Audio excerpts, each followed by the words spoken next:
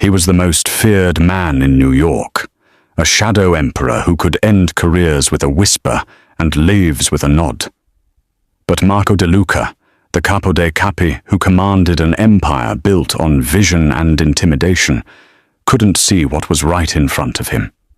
For 6 years, his twin sons had lived in darkness, moving like ghosts through the marble halls of his fortress. The best ophthalmologists in Switzerland had delivered the same verdict: complete, irreversible blindness. But then came a Thursday evening at Il Destino, his family's flagship restaurant, and a waitress named Elena Vance, who should have known better than to interrupt a boss mid-rage. She didn't bring him apologies or excuses. She leaned down to those broken boys and whispered 4 words that would shatter everything Marco thought he knew about power, weakness, and legacy. What happened next didn't just silence the dining room. It turned the King of Shadows' greatest shame into his most dangerous weapon, and pulled a brilliant, haunted woman into a world where one mistake could be her last. The thunderstorm hammered against the floor-to-ceiling windows of Il Destino, New York's most exclusive Italian establishment, turning the glittering cityscape into rivers of amber and shadow. Inside, the air was thick with the scent of saffron risotto, aged leather, and the particular tension that came when predators dined among prey. Elena Vance adjusted her black vest, her fingers trembling slightly as she tucked a loose strand of blonde hair back into her tight bun.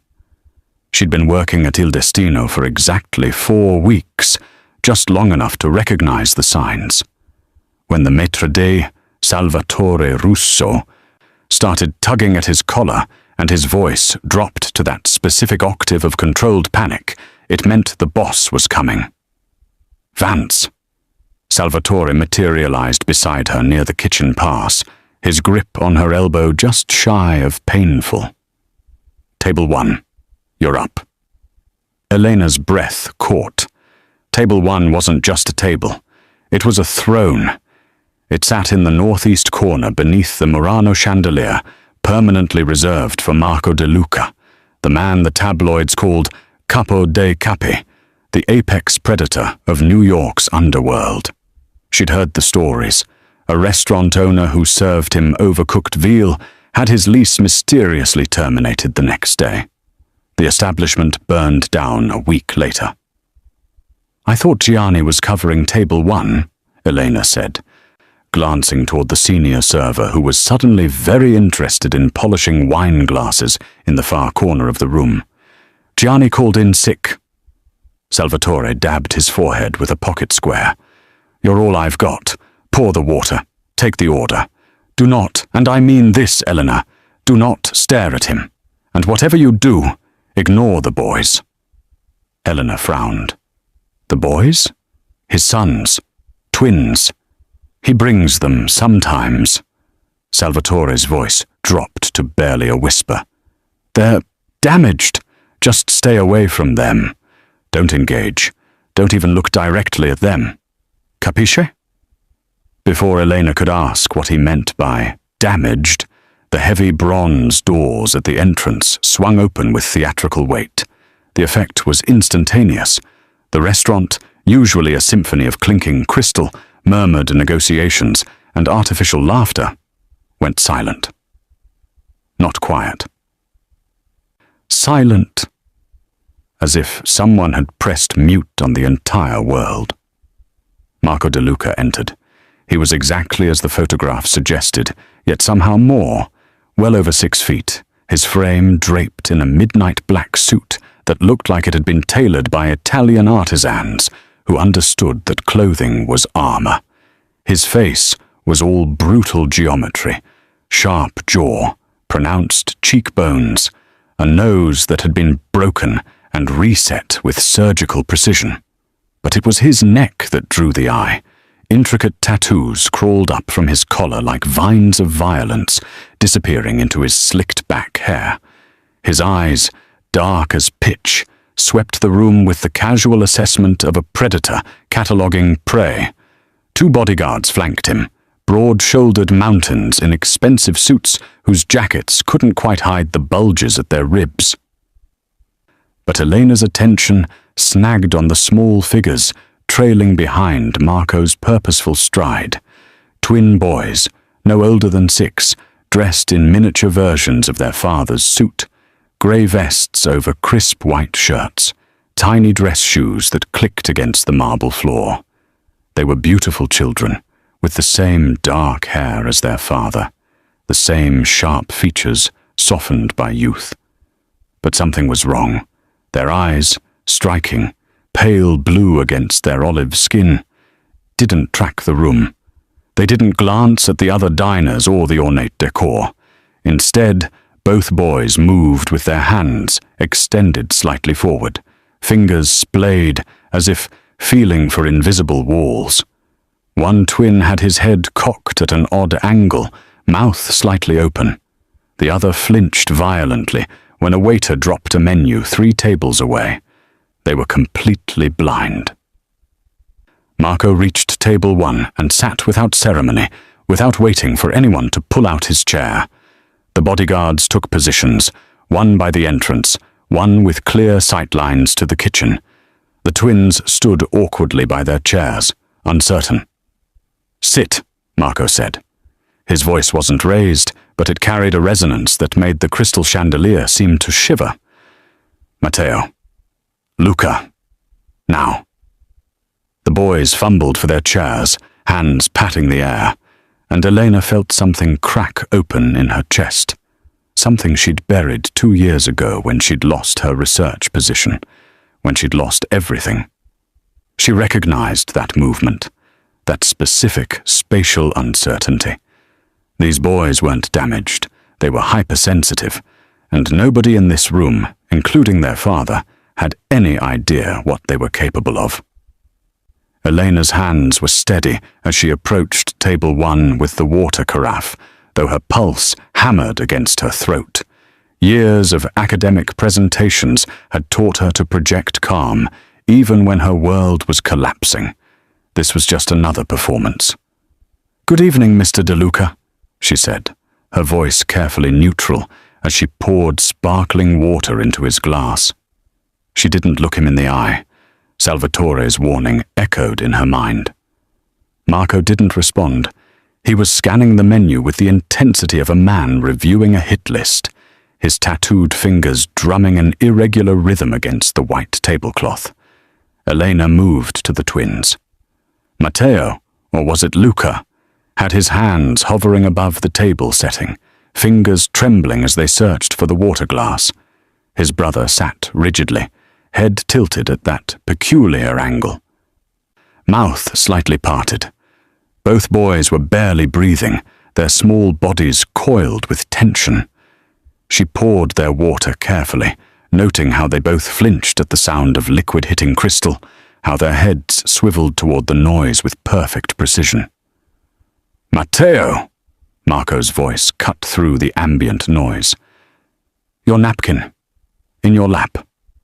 The boy's hand swept across the table, knocking a fork to the floor with a metallic clatter that seemed to reverberate through the entire restaurant. Several diners turned to look. Marco's jaw tightened, a muscle jumping beneath his ear. "Christ! Luca, help your brother!" But Luca was frozen, overwhelmed, his breathing coming faster. A waiter passed behind their table, and both boys jerked violently, heads snapping toward the movement they couldn't see but could somehow sense. Elena's professional mask began to crack. She'd seen this before, sensory overload in her blind students, back when she still had students, back when her research mattered to anyone but her. "They need your order, gentlemen." Salvatore appeared at her elbow, his smile plastic and desperate. "Perhaps the ossobuco. It's exceptional tonight." "Just bring whatever," Marco muttered, his attention fixed on his sons with something that looked like shame dressed up as irritation. "And get them chicken. Plain. Nothing they can make a mess with." Matteo's hand was still searching for his napkin. His fingers found it, but in pulling it to his lap, he caught the edge of his water glass. Time seemed to slow as the crystal tipped. Water cascading across the white tablecloth in a spreading dark stain that reached the edge and began to drip onto Marco's perfectly pressed trousers. God damn it! Marco shoved back from the table, his chair scraping violently. The bodyguard by the kitchen took a step forward, hand moving inside his jacket. Matteo's face crumpled. Luca pressed his hands over his ears. Something inside Elena snapped. The same thing that had snapped 2 years ago when she'd watched the university board shut down her acoustics lab, the same fury she'd felt when they'd called her research impractical and her methods unconventional. She grabbed the empty serving tray from the nearby stand and, before she could talk herself out of it, let it fall. The silver tray hit the marble floor with a catastrophic crash that stopped every conversation in the restaurant. Both twins' heads whipped toward the sound with mechanical precision. Their hands shot out simultaneously, fingers pointing to the exact location where the tray had landed, 3 feet to their left, by the wine station, without hesitation, without groping in the dark. Marco froze, water still dripping from his pants, his eyes moving from his sons to Elena. She knelt between the twins, her voice low and clear. "They're not broken, Mr. De Luca." She looked up at him then, breaking Salvatore's cardinal rule, meeting those dangerous dark eyes without flinching. They see through sound.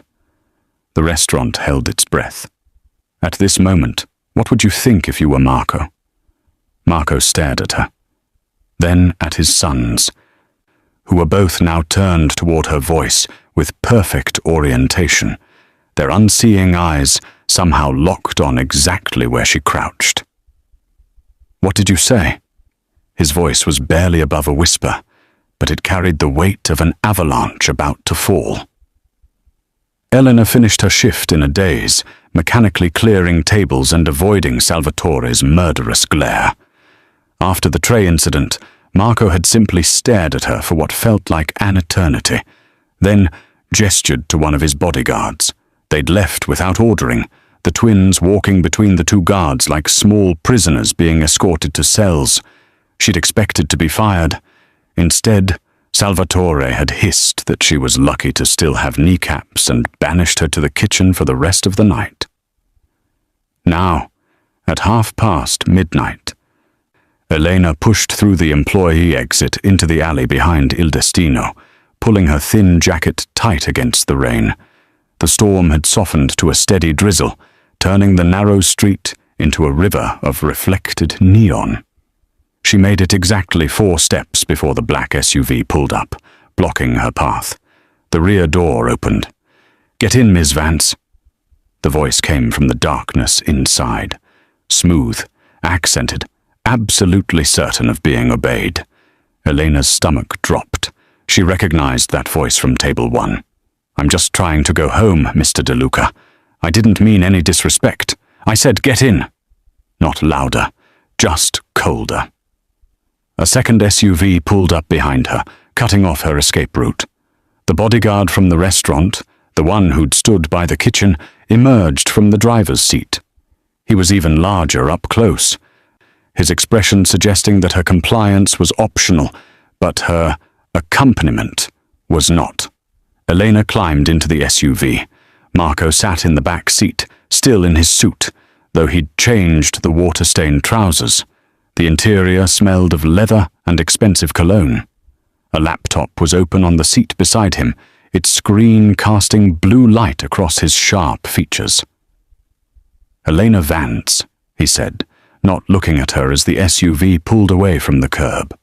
"Born in Portland, bachelor's in physics from MIT, master's and doctoral work in acoustic engineering at Columbia, specializing in human echolocation and spatial navigation for the visually impaired."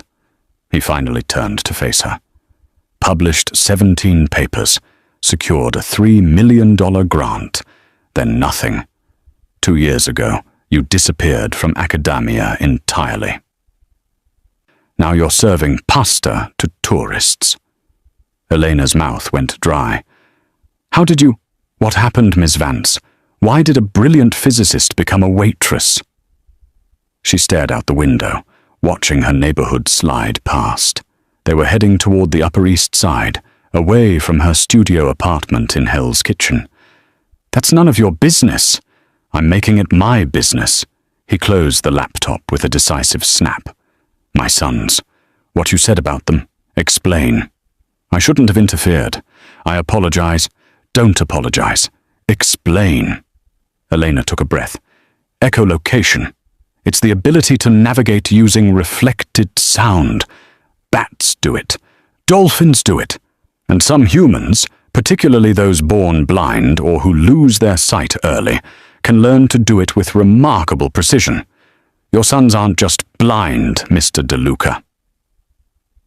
They're hypersensitive to auditory information. The way they tracked that tray, the way they react to movement they can't see but can hear, the air displacement, the subtle changes in ambient sound, they're already doing it instinctively." Marco was quiet for a long moment. "The doctors said..." "The doctors were looking at their eyes. I'm talking about their brains." She turned to face him. "With training, truly dedicated training, your sons could navigate better in the dark than most people can in daylight." The SUV pulled up to a building Elena recognized, one of those pre-war fortresses on Fifth Avenue that cost more per month than she'd made in a year as a professor. But they weren't stopping. The vehicle turned into an underground garage. "Where are we going?" Elena demanded. "Home," Marco said simply. "Your apartment has been cleared. Your landlord has been paid through the end of the year, though you won't need it." "What? You can't just..." "Your student loans have been settled, all of them. The medical debt from your mother's final illness also cleared." He glanced at his phone. "And your cat, Schrödinger, according to your veterinarian records, is already at the estate with my housekeeper. She set him up in the East Wing. Apparently, he has opinions about furniture." Elena felt the world tilt. "You kidnapped my cat?" "I acquired your cat." "Along with you?" Marco's expression didn't change. "Congratulations, Dr. Vance. You're now employed by the DeLuca family. You will live at my estate. You will train my sons. And you will not leave until I say you can leave." The SUV emerged from the garage and accelerated onto the FDR drive, heading north toward destinations unknown.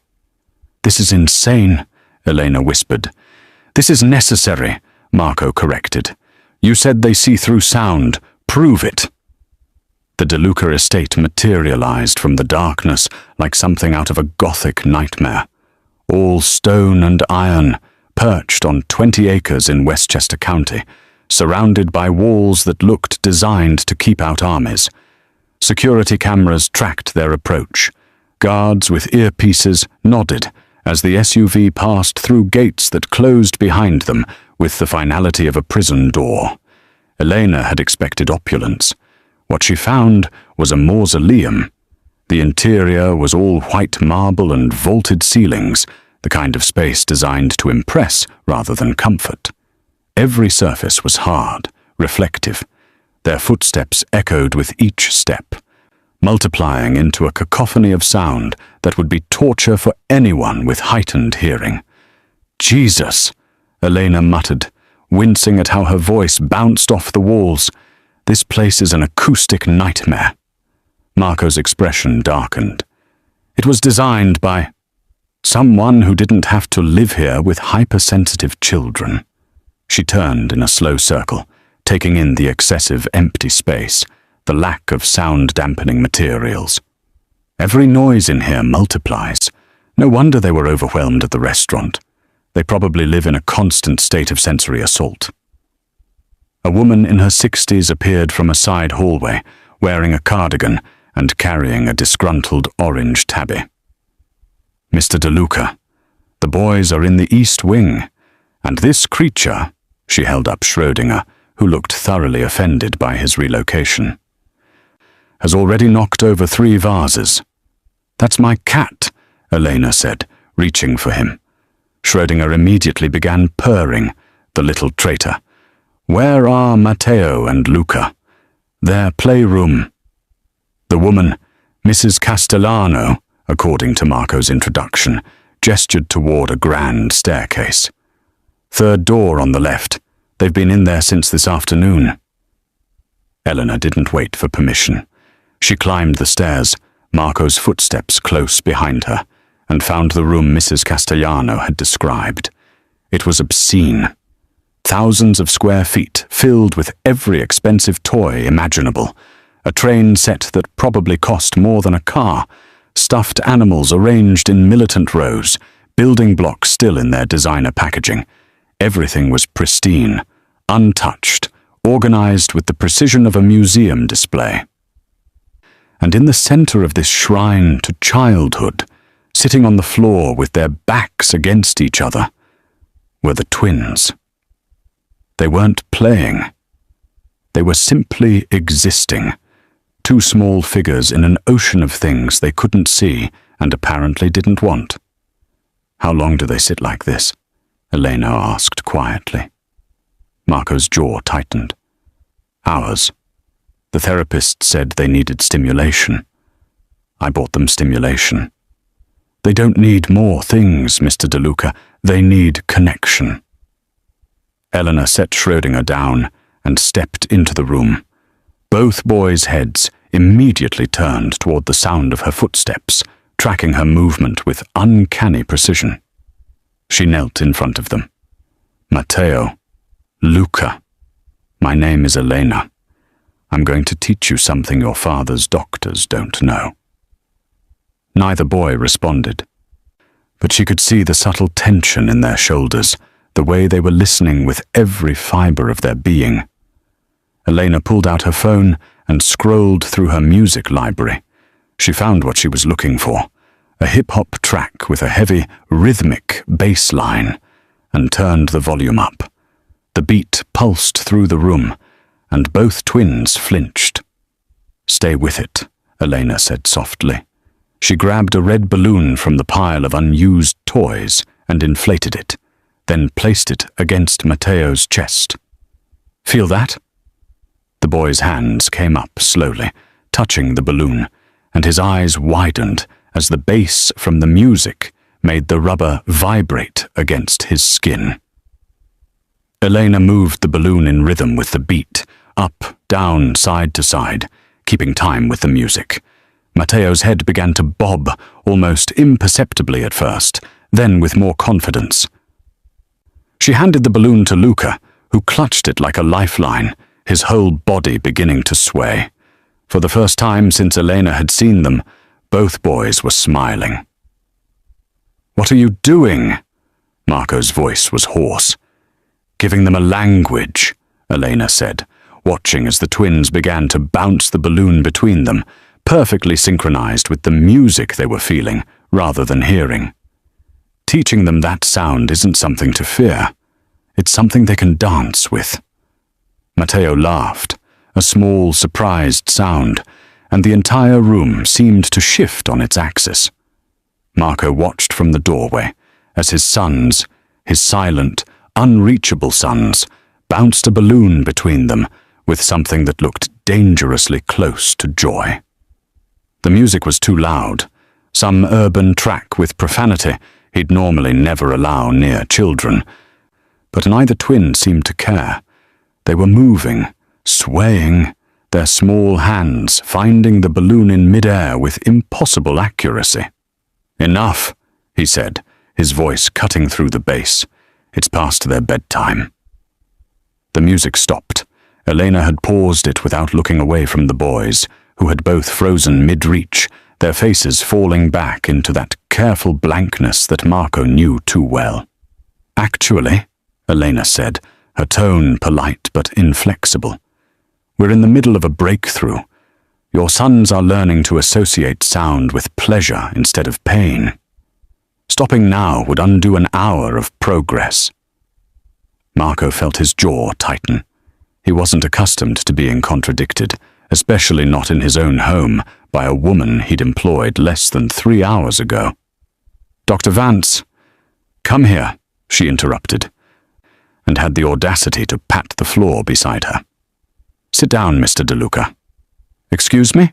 You heard me. Sit or leave and let me work, but don't hover in the doorway like some kind of disapproving ghost. You're making them nervous." Marco glanced at the twins.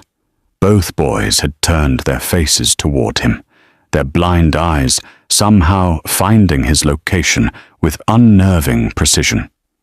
Their shoulders were tense again, their hands clasped in their laps. They looked like they were waiting for punishment. Something in his chest twisted. He walked into the room, this ridiculous, expensive room full of toys his sons had never wanted, and lowered himself to the floor beside Elena. The position felt absurd.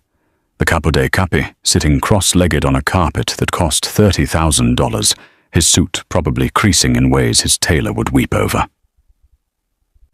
"Good," Elena said, as if he were a student who'd finally followed instructions. She restarted the music, that same pulsing rhythm, and pressed the balloon into his hands. "Hold this against your chest, just like they did." Marco held the balloon awkwardly.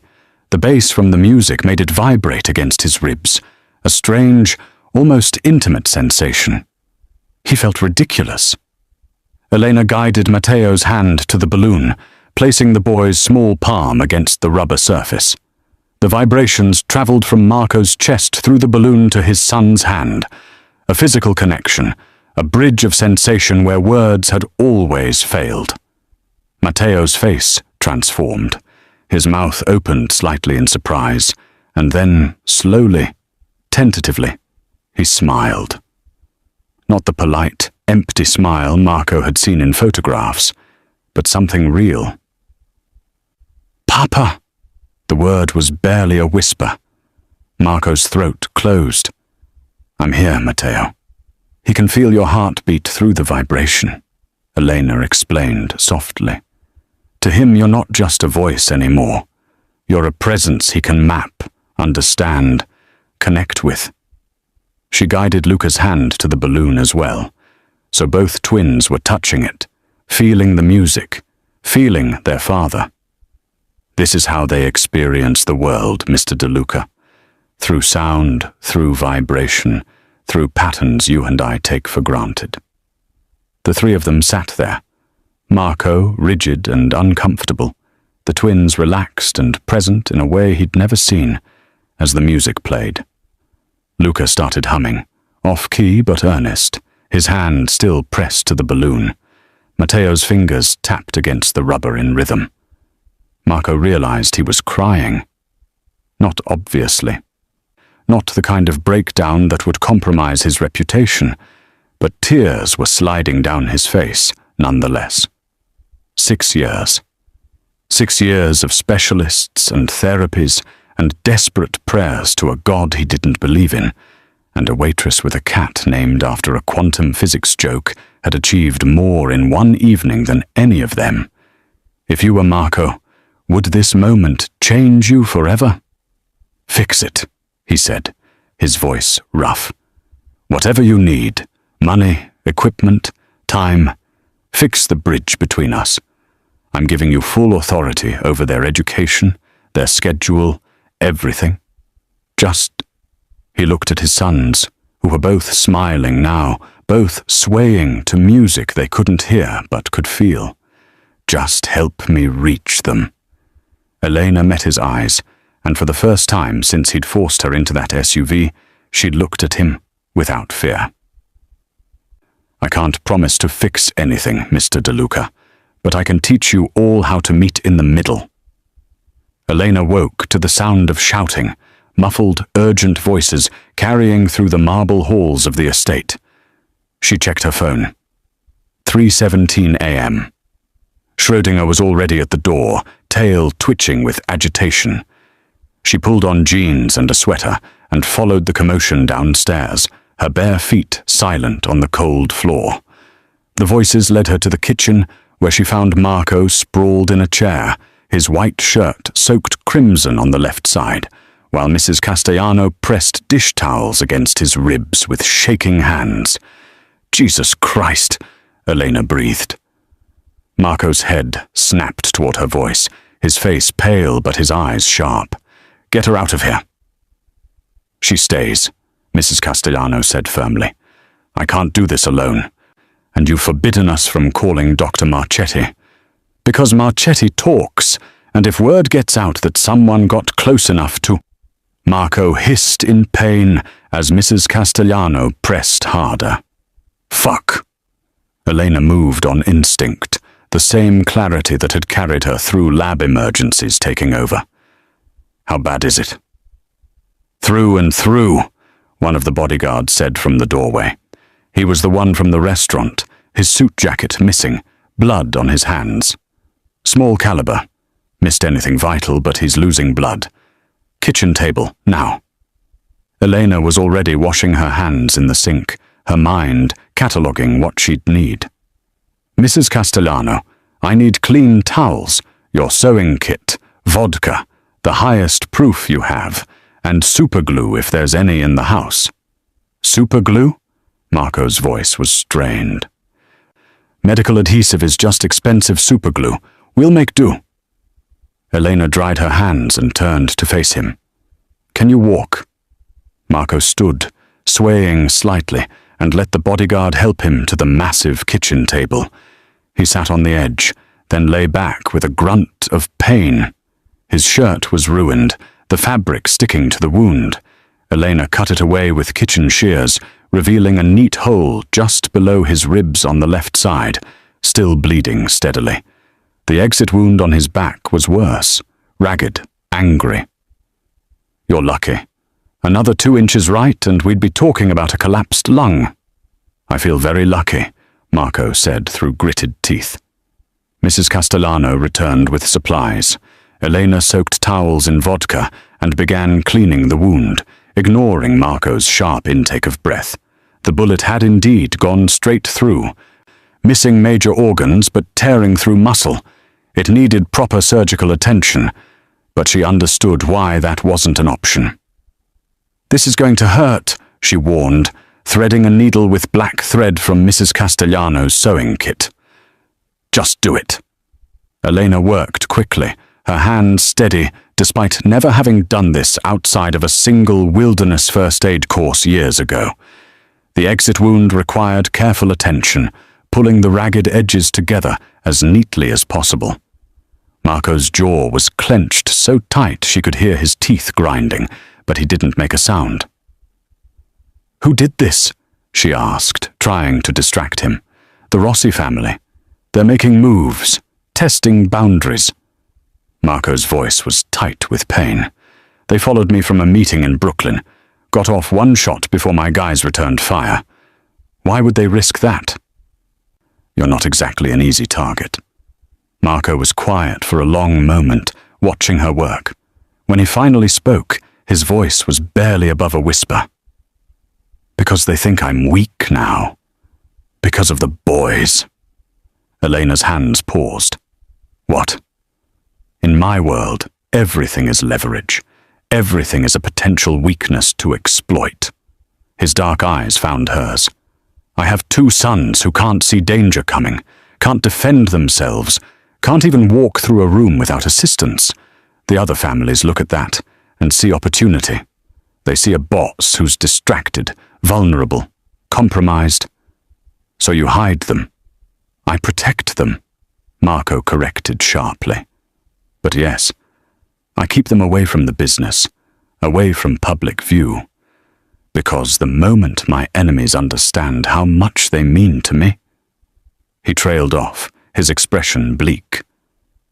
"The Rossis aren't the only ones watching. They're just the first ones bold enough to act." Elena tied off the final suture and applied the superglue to seal the edges, then bandaged the wound with clean towels. "Your sons aren't your weakness, Mr. De Luca. They're the only real thing in your life." "That's exactly why they're a weakness," Marco said, and closed his eyes. The next morning, arrived with the brittle tension of a wire pulled too tight. Marco had disappeared into his study at dawn, despite Elena's protests about rest and infection. Mrs. Castellano moved through the house with the stiff efficiency of someone preparing for war, and the bodyguards had multiplied. Elena counted at least 6 new faces patrolling the grounds. She found the twins in their playroom, sitting in their usual back-to-back position. But something was different. Their heads were tilted toward the hallway, tracking footsteps she could barely hear. "Good morning, Matteo. Luca." Elena kept her voice gentle, settling onto the floor beside them. "Ready to learn something new?" Matteo reached toward her voice, his small hand finding her arm with surprising accuracy. "Papa is hurt." Elena stilled. "How did you—" "We heard him," Luca said quietly. His blind eyes were aimed at the floor, but his expression was fierce. In the night, he was breathing wrong, scared breathing. These boys heard everything. Of course they did.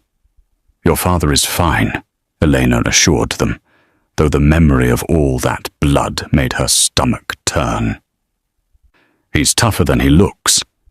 She was setting up the morning's lesson, teaching them to identify objects by the sound they made when dropped, when Marco's head of security, a granite-faced man named Luca Santoro, appeared in the doorway. "Dr. Vance, the boss wants you in his study. Now." The study was all dark wood and leather, the kind of room designed for intimidation. Marco sat behind an enormous desk, his face grey with pain, despite the fresh bandages Elena could see beneath his black shirt. 3 other men stood around the room, Santoro, another bodyguard, and a thin man in glasses who looked like an accountant. "The attack last night wasn't opportunistic," Marco said without preamble. "They knew my route. They knew I'd be alone, except for one guard. They knew the exact time I'd be passing that intersection." Elena's mouth went dry. "How?" "Someone told them." Marco's voice was flat, controlled, but his hands were clenched on the desk. "Someone in this house.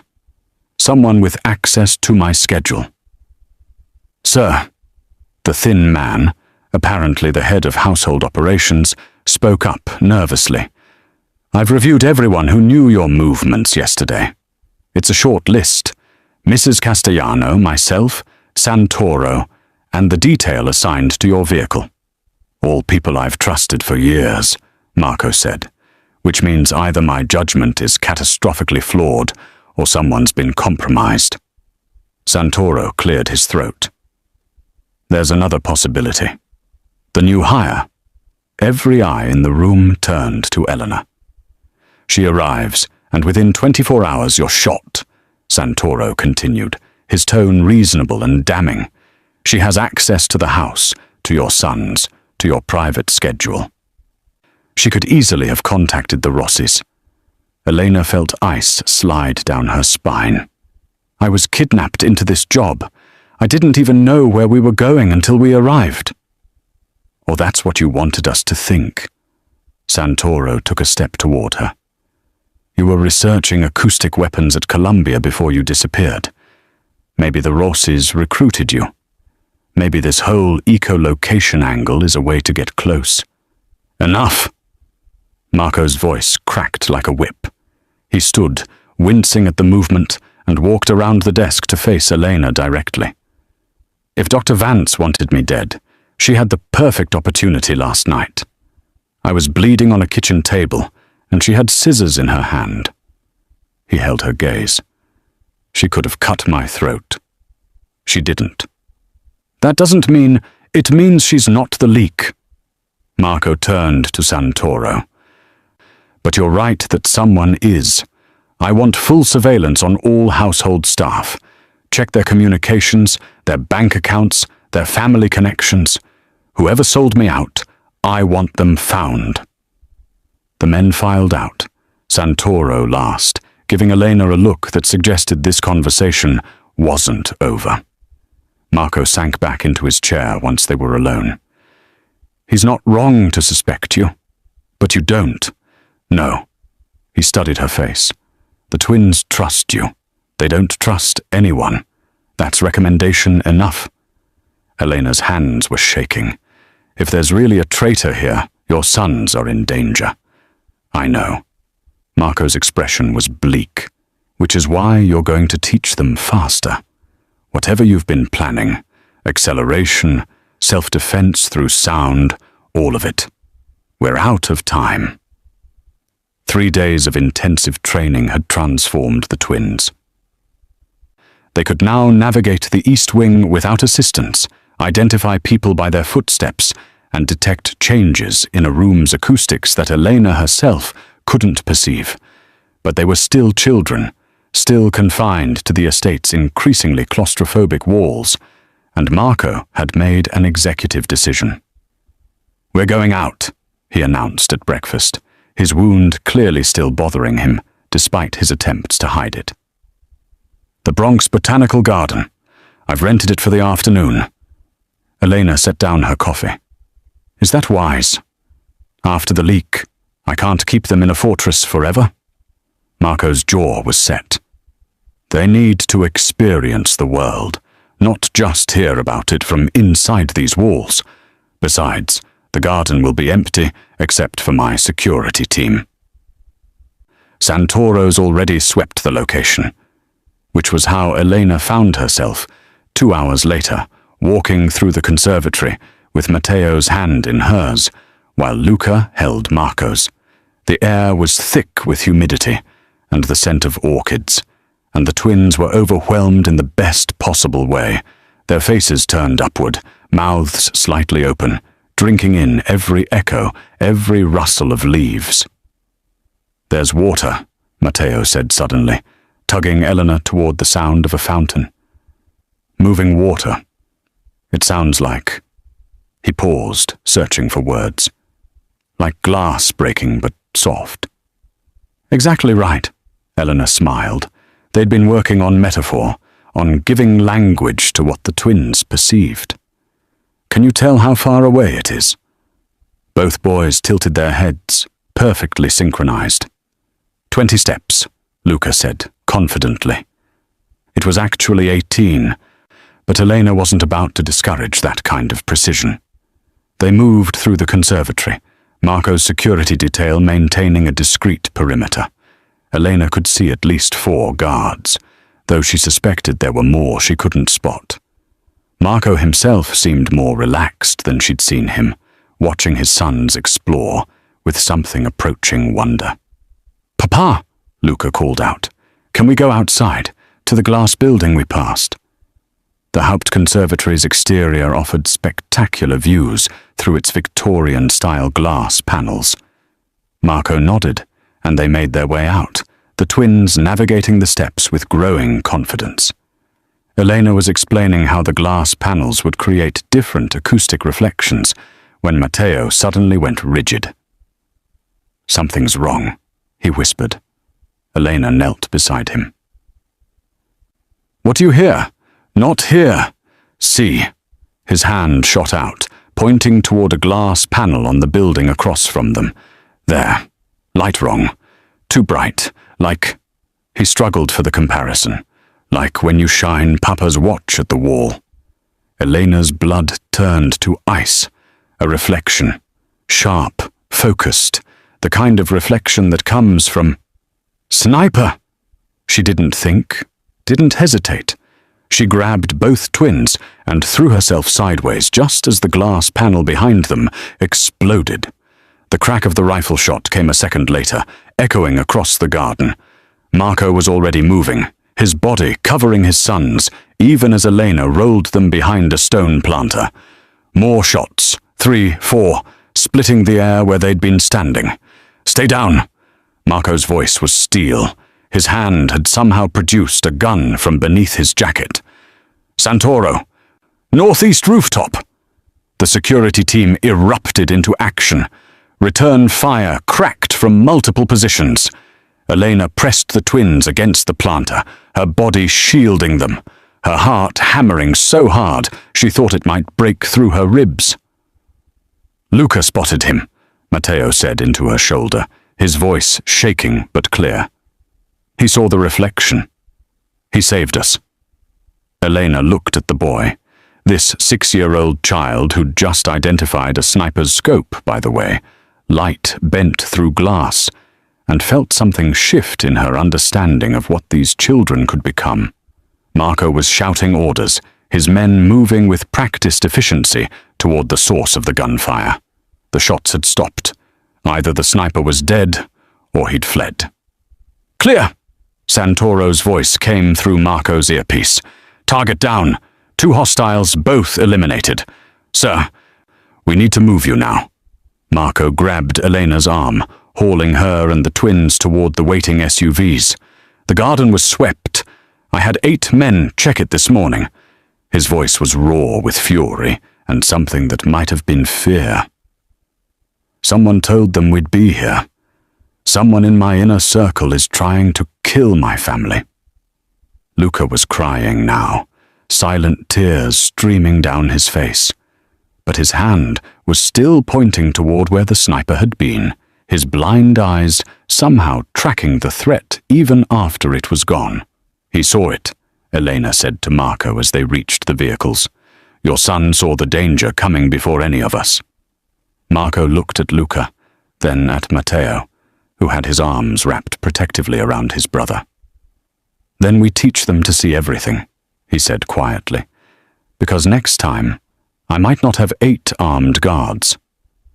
Next time, they might only have each other." They didn't make it back to the estate.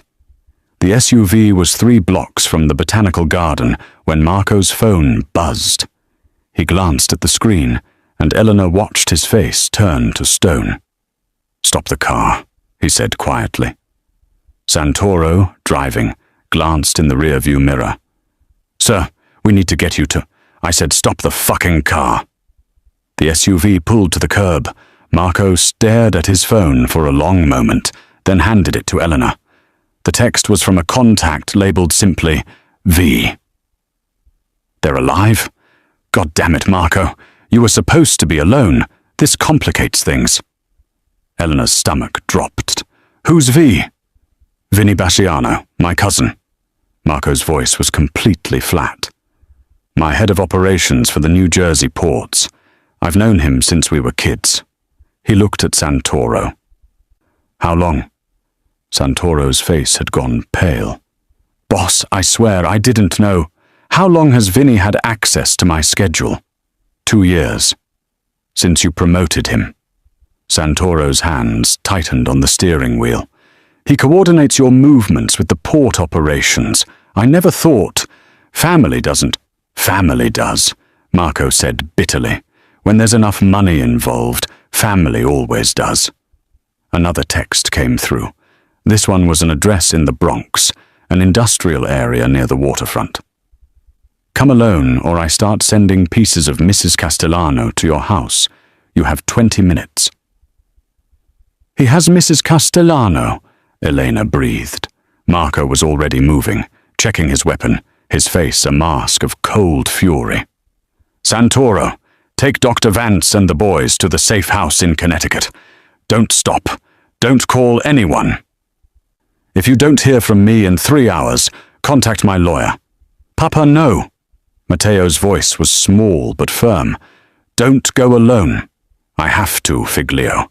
It's the only way to keep you safe." "Then we come too," Luca said. Both twins had their faces turned toward their father with uncanny accuracy. "We can help." Marco's expression softened for just a moment. "You've already saved us once today. That's enough heroism for 2 6-year-olds. He kissed both their foreheads, then looked at Eleanor. "Keep them alive. Whatever happens to me, keep them alive." "Marco." But he was already out of the SUV, commandeering another vehicle from the security convoy. Eleanor watched him drive away, her heart in her throat. The warehouse was exactly what Marco expected, abandoned, isolated, perfect for an execution. Vinny was waiting inside, backlit by the late afternoon sun streaming through broken windows. Mrs. Castellano sat bound to a chair, her mouth gagged, her eyes wide with fear. "Cugino," Vinny said, his voice carrying an edge of regret. "I wish it hadn't come to this." Marco kept his hands visible, his weapon holstered. "How much are the Rossis paying you?" "5 million, plus control of the Newark operation." Vinny shrugged. "You understand business, Marco. Nothing personal." "You're right, it's not personal." Marco took a step forward. "It's family, which makes it worse." "Those blind kids made you soft," Vinny said, raising his gun. The old Marco would have seen this coming months ago. "But you've been too busy playing father to broken toys." The insult died in his throat as Marco moved, not toward Vinny, but toward Mrs. Castellano, using her chair as cover as he rolled behind a concrete pillar. Vinny fired, 3 quick shots that echoed deafeningly in the empty space. "You can't hide forever." "I'm not hiding," Marco called back. "I'm listening." He could hear everything now, the way Elena had taught him to listen when they'd practiced with the twins. Vinny's footsteps, heavy and careless, his breathing, rapid and nervous, the distinctive click of him checking his magazine. Marco waited. Vinny moved closer, his footsteps giving away his position. When he was exactly 3 meters away, Marco stepped out and fired twice. Vinny's gun clicked uselessly, a jam, the kind that happens when you maintain your weapons poorly and fire too quickly. He looked down at the spreading red on his chest, then back at Marco. "You're loud, Vinny," Marco said quietly, walking forward. "You always were. Loud footsteps, loud mouth, loud gun. In our world, the loud ones die first." He stood over his cousin as Vinny collapsed. "You should have learned silence." He cut Mrs. Castellano free, then pulled out his phone to call Santoro. His hand was shaking. Not from fear. From the realization that if his sons hadn't learned to hear danger coming, if Elena hadn't taught them to translate sound into survival, none of them would have made it out of that garden alive. Family had betrayed him, but his family, his real family, had saved him. The Connecticut safe house was a modest colonial, nothing like the marble fortress they'd left behind.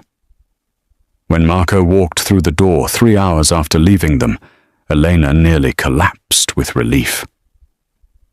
The twins heard him first, his distinctive footstep pattern, and ran to him with a confidence they'd never had before. "You came back," Matteo said, his small arms wrapped around Marco's waist. "Always," Marco promised, holding both boys close. Over their heads, his eyes found Elena's. "It's over. Vinny's dead. The leak is sealed." But it wasn't over. Not really. It was just beginning. 6 months later, Elena stood in the wings of the grand ballroom at the Plaza Hotel, watching the crowd assemble. Every major family in the New York underworld was represented, along with legitimate business partners, politicians and socialites who pretended not to know how Marco De Luca had made his fortune. This was the annual De Luca Foundation Gala, the event where deals were made and power was displayed. This year, Marco was making a very different kind of statement. "You're sure about this?" Elena asked him quietly. He stood beside her in a tuxedo, looking every inch the dangerous man he was. But his attention was fixed on the stage where a Steinway grand piano sat under a single spotlight. "I've never been more sure of anything." Marco straightened his cuffs. "They need to see what my sons are, not what they assumed they were." The twins appeared from the dressing room, led by Mrs. Castellano. They wore matching tuxedos, their hair styled identically, but the real transformation was in how they moved. No hesitation, no uncertainty. They navigated through the backstage chaos with fluid grace, their heads tracking every sound, every movement. "Ready, boys?" Elena asked. "Ready," they answered in unison. The lights dimmed. Marco walked onto the stage, and the room fell silent. That particular silence that comes when predators recognize an apex among them. "Thank you all for coming," Marco said, his voice carrying easily through the space. 6 months ago, someone tried to kill me and my family. They failed, obviously. A ripple of careful laughter. They failed because they made the same mistake many of you have made. They assumed my sons were my weakness. He paused. "Tonight I'm going to show you why that assumption is fatal." He gestured to the wings. Eleanor guided the twins onto the stage, and she heard the intake of breath from the audience as they registered the boys' blind eyes, their careful but confident steps. Matteo and Luca took their positions at the piano, an instrument Elena had spent months teaching them, using the same principles of vibration and sound that had started with a balloon and hip-hop music. What happened next silenced the room more effectively than any threat Marco could have made. The twins began to play. Not a simple melody, but Stravinsky's The Rite of Spring, a percussion-heavy, rhythmically complex piece that most sighted pianists struggled with. Their hands moved in perfect synchronization, each boy handling different registers, their entire bodies swaying with the music they felt through the piano's vibrations. They played for 8 minutes. 8 minutes of aggressive, beautiful, impossibly precise music that spoke of power and control, and an understanding of sound that transcended normal human perception. When they finished, the silence stretched for 3 full seconds before the applause began. Tentative at first, then building to something that sounded like awe. Marco returned to the stage, placing a hand on each son's shoulder. "My sons see what you cannot. They hear what you miss. They are the future of this family." He looked directly at certain faces in the crowd, rivals, potential threats, the ambitious and the hungry. And they are untouchable. Backstage, after the endless handshakes and careful congratulations, Marco found Elena in the quiet hallway. The twins were with Mrs. Castellano, still buzzing with adrenaline. "You did this," Marco said. "You gave them back to me." "I just taught them to listen," Elena replied. "They did the rest." "No." Marco stepped closer, his hand finding hers. "You taught all of us to listen, to really hear what matters." He glanced toward where his sons were laughing with Mrs. Castellano, the sound bright and unguarded. "I spent 6 years trying to fix them. You spent 6 months showing me they were never broken." Elena squeezed his hand. "They're not the only ones who learned something." Marco smiled, a real smile, rare and transformative. "No, they're not." In the ballroom, the party continued. Deals were made, alliances shifted, power changed hands with handshakes and subtle nods. But in that quiet hallway, the real victory was already won. A family that had been fractured by shame and fear and silence, now whole in ways that had nothing to do with sight and everything to do with truly seeing each other. The twins appeared then, Matteo holding Luca's hand, both of them navigating the hallway with the unconscious grace of children who had conquered their world. "Papa," Luca said. "Can we do it again?" "The performance?" Marco asked. "No." Matteo grinned. "Everything. Can we do everything again? All of it?" Marco knelt, bringing himself to their level, and pulled both boys into his arms. "Every day," he promised. "We'll do it all every day." And for the first time in 6 years, Marco De Luca believed in his own promise.